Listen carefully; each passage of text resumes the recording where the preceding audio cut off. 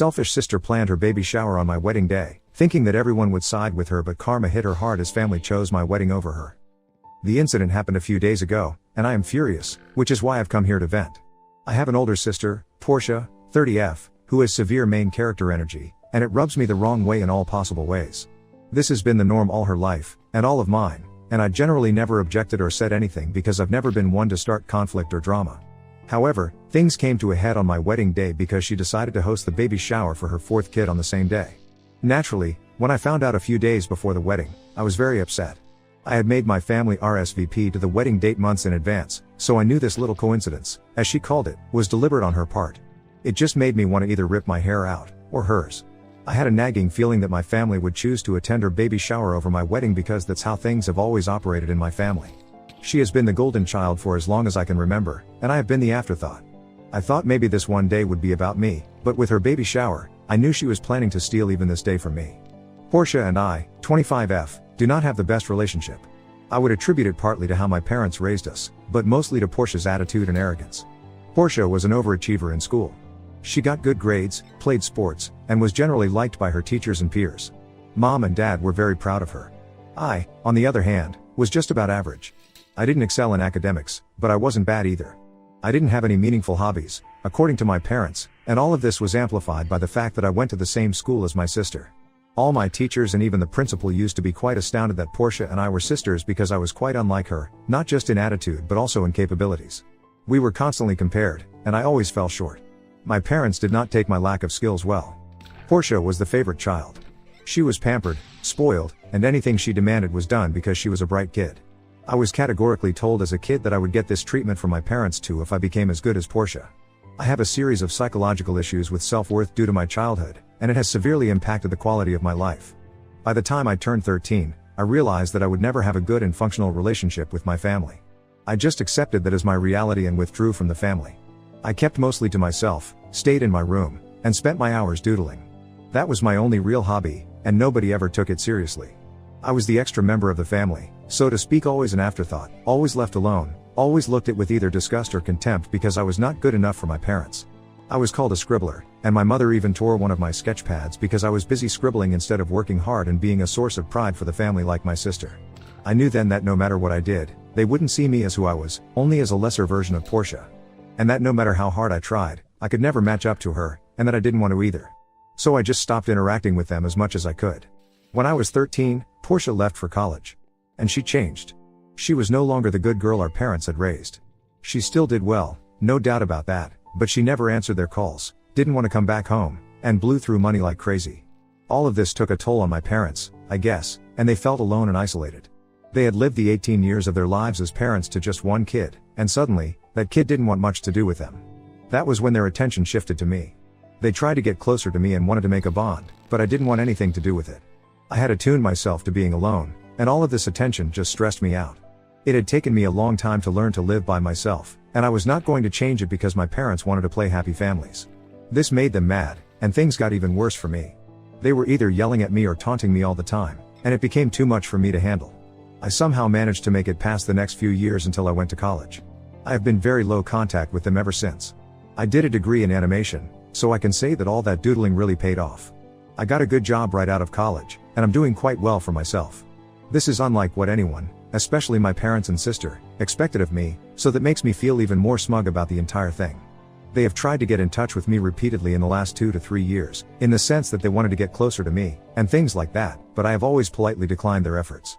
I do not feel their need in my life anymore, and I am more than happy with the little family I have built for myself. I live with my fiancé Edward, 29M, and our cute dog Emma. I have friends, a social circle, and a great life, and I don't want them intruding in it. A couple of years ago, before I got my job, Portia got married. Obviously, I was not invited. This is also one of the reasons why I don't take their attempts to reconnect seriously. They did not care about me when I was just a student, and now that I am successful, they are trying to make amends and be family. I can see through their sick disguise, and I am not one to be fooled by it. I have a feeling they want to get back in touch only so they can mooch off me since Portia doesn't work. She got pregnant right after college, had a shotgun wedding, and has never had a penny to her name since. The family had always thought she would be the one bringing in the money, since she was the brilliant one, and that I would end up being a failure. Now that there is no prospect of her providing any money, they are trying to make amends so that I can be their cash cow. While my parents have been this way since I was born, my extended family is much better. My Aunt Rachel was kind of a mother figure to me growing up, and she has always called my parents out on their favoritism. Of course, these allegations were vehemently denied, but gradually, the entire extended family got to know the real picture of everything. They have supported my decision to stay low contact, and nobody really pressured me to build bridges with my family until a couple of months ago. Around 3 months ago, my mother had a very serious health scare.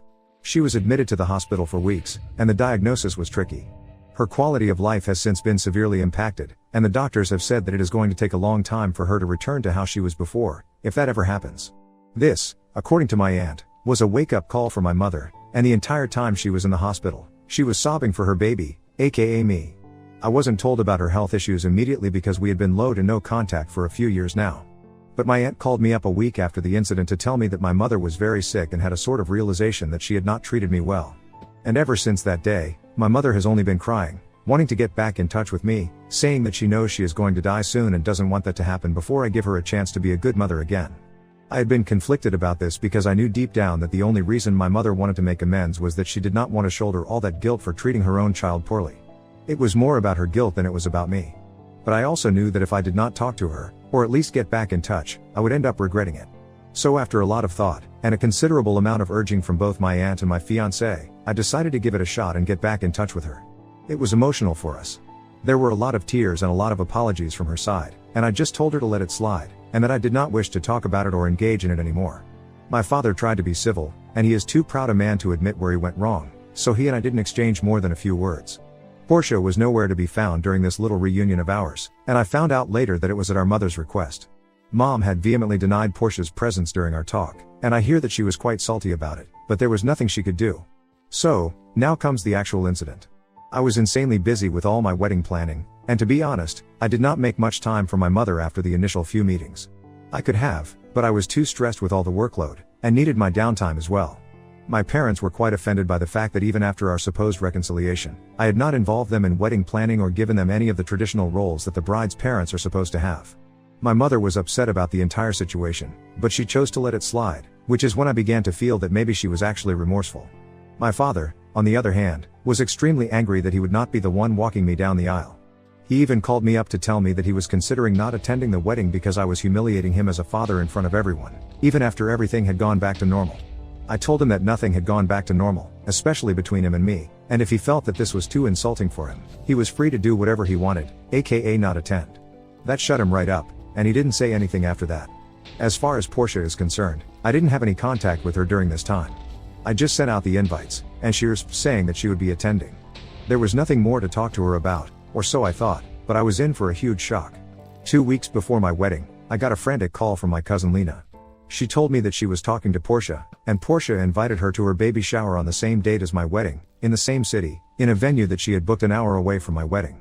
Apparently, she was going around calling people to the baby shower, and not sending out actual invites, for fear that the news might reach me. I asked Lena if she was sure about it, and that she could have been mistaken, but she said that she was 100% sure, and that a few other family members had already received the invite. She was also supposedly making a huge show of it, saying that since this is her and her husband's final kid, it meant even more to her and that she wanted everyone to attend. When I found out, I was furious. I called her up immediately and asked her if this was true, and she said that she knew she wouldn't be able to get the entire family together anytime soon, other than my wedding, and that's why she thought it was the best way to include both of our happiness. She said that I should actually be happy that her baby would get to celebrate and attend my wedding in spirit. I told her that she was out of her mind and a vindictive witch for doing it on my wedding day, and not even a day before or after it, and I also told her that if she actually had good intentions, she would have asked me or informed me. The fact that I was finding out about it from someone else just 2 days before my wedding showed me what she was planning to do, and how sick her mind was. She told me that I had no right to call her names, and she was free to celebrate her baby whenever she felt like it, and that I did not own the date and what people wanted to do. She said that if people wanted to come to my wedding, they would, and if they wanted to attend her baby shower, they would, and that I had no right to stop them. I was at a complete loss for words, and I hate to admit it, but I had a full-blown mental breakdown. I was just devastated, and I didn't know how to process the information. Edward was by my side, and while he was furious, he knew exactly what to say, and we decided that we would be sending out a message to everyone we had invited. We tried to sound as gracious as possible, and the message read something along the lines of how we had come to know that there had been a clash of dates, and that while we were happy for Portia, we knew that some of our guests would have to decide between attending the wedding or attending the baby shower. We also told them to reconfirm their presence with my maid of honor, and that with just 2 weeks remaining before the wedding, we were not in the headspace for more drama, and that I would see them at the wedding. I told my maid of honor to keep track of who confirmed their presence, and that we would adjust the catering and everything accordingly, and that if everyone chose to attend the baby shower, we would just go to the courthouse and get married. I know it seems like an overreaction, but after spending my entire childhood being overlooked, I was 100% sure that most people would choose to attend her baby shower rather than my wedding. I'm glad I was proven wrong. 2 days before my wedding, I spoke to Zara, my Mo, and asked her if people had confirmed and what the status was. She just told me not to worry about it and that she had everything handled. Her reply was not at all comforting to me because I still didn't know how many people had ditched me for Portia, but she just told me to calm down and that she would take care of everything. On the day of the wedding, I was surprised to see almost every family member that I had sent an invite to, except Portia obviously, my father, which I had kind of assumed, and my paternal aunt and her family. Everyone else managed to make it, including my mother, which came as a big surprise to me because she is not the kind to do things without my father. The wedding itself went exactly as planned, and to be honest, I was glad that my father hadn't come. He would have sulked the entire time and would have caused unnecessary drama, so his absence was actually a big relief to me. However, Portia could not handle this slight against her, more so because she had never been used to it. Just as my ceremony ended and people were heading for lunch, I saw Dad and Portia coming to the venue. Before I could say anything, Zara was on her feet and stopped them from entering the premises. There was some bickering going on between them, and I couldn't really make out what they were saying, but I could see that the conversation was getting more and more heated with every passing second. At one point, Portia even tried to push her way inside, and Zara tried to block her as much as she could, but my dad pushed through as well, and she was no match for their combined strength.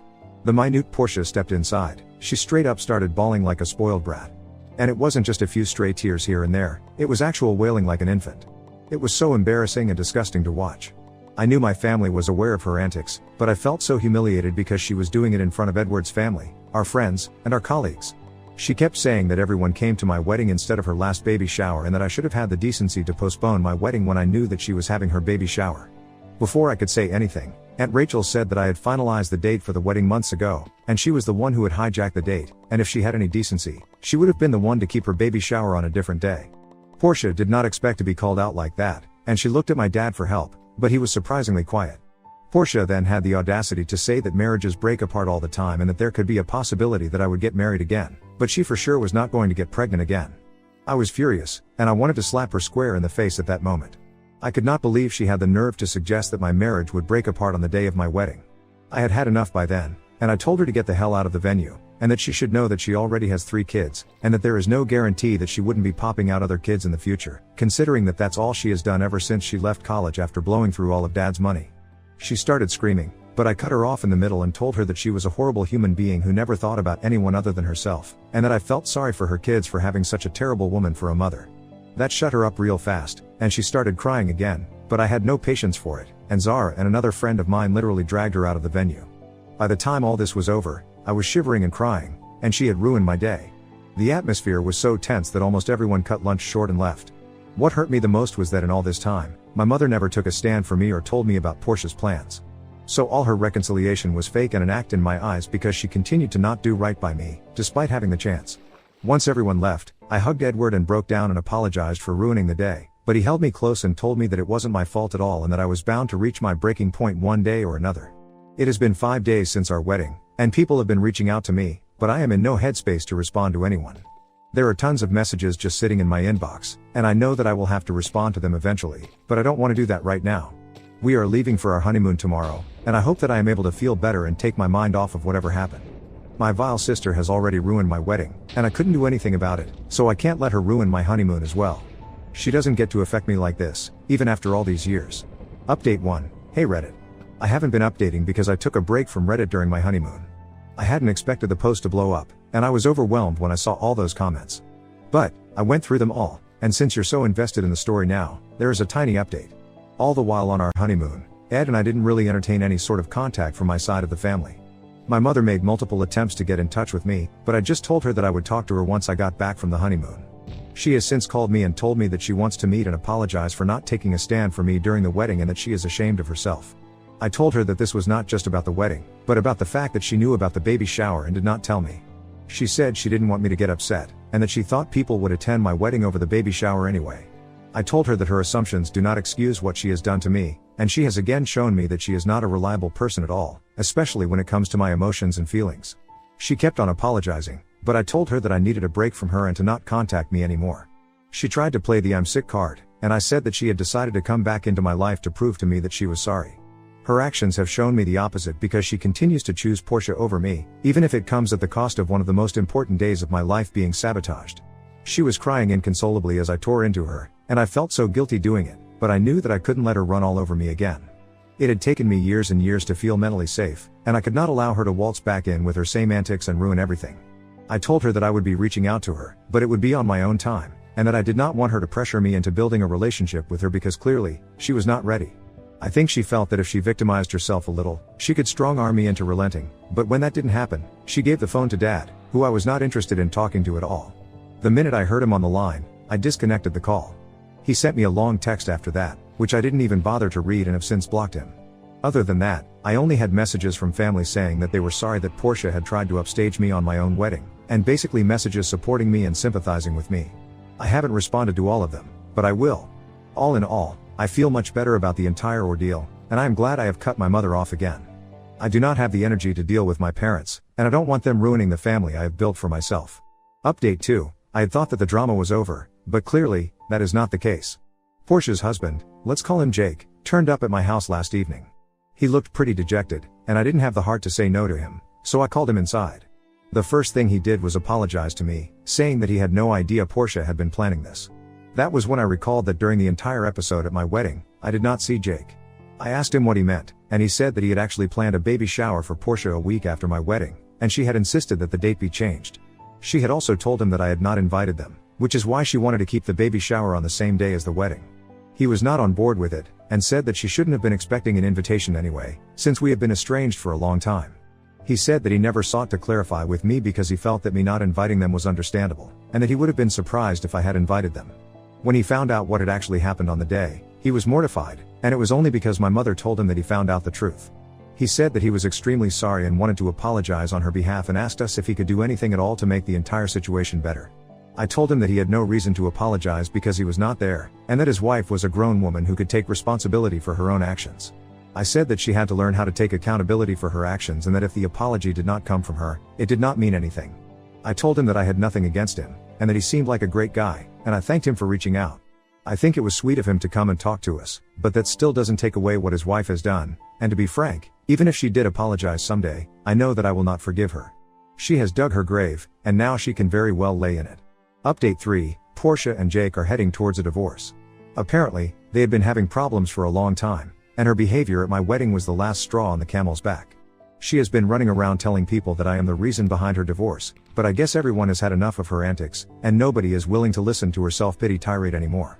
Last I heard, she was about to move in with Mom and Dad, although it had been made clear that this would be a temporary arrangement. She even reached out to me, asking me to babysit her kids, for free, saying that this would be my repentance for ruining her life. I have promptly blocked her everywhere and don't wish to engage with this drama any longer. I don't know the details of their divorce, but I do know that Jake is trying to get full custody of all the kids because he thinks she provides an unfit and unstable environment for the development of the kids. I don't know what will come of their divorce, but I do know that she is in serious trouble, and nobody is willing to help her now. So what will happen remains to be seen. All I know is that I have completely bowed out of this entire chaos, and my family by extension. This is so much more trouble than they're worth, and I had a calm and peaceful life before they decided to get back in touch with me. The only people that I am now choosing to associate with from my family are a few of my cousins, and my Aunt Rachel, because all of them stood by me like a rock when the entire fiasco with my wedding was happening. I am beyond grateful to them for supporting me like they did. They are the only ones who deserve to be part of my life, and I'm going to be fiercely protective of my boundaries from now on.